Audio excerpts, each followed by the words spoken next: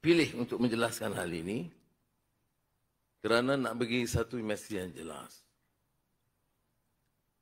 Majlis Ugama Wilayah, Syarikat Kenaan, Dewan Bandaraya, semua itu diminta sederhana, sopan, bincang dengan baik, cari jalan penyelesaian.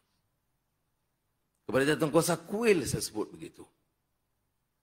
Bincang dengan baik.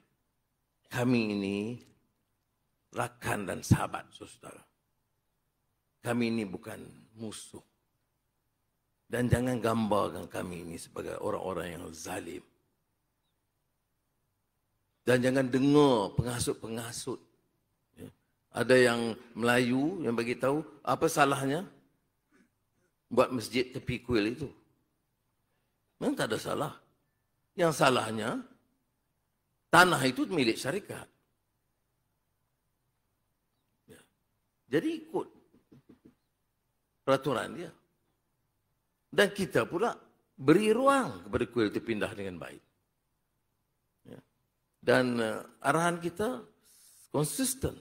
Tan Sri tahu, Kota Polis Kuala Lumpur tahu, jangan sama sekali ganggu atau mempersulitkan amalan mereka. Ya. Ada orang yang bekas menteri, bekas menteri jadi jago. Padahal semua kelulusan itu masa mereka berkuasa. Kelulusan membina masjid masa mereka berkuasa. Penjualan itu 2012. Walaupun peguam ni silap tarikh.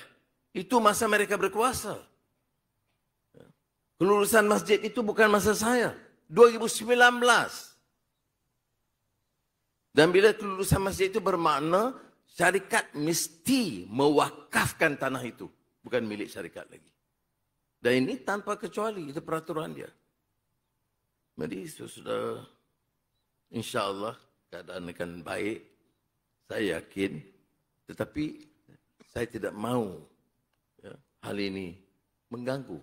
Negara ini tercabar.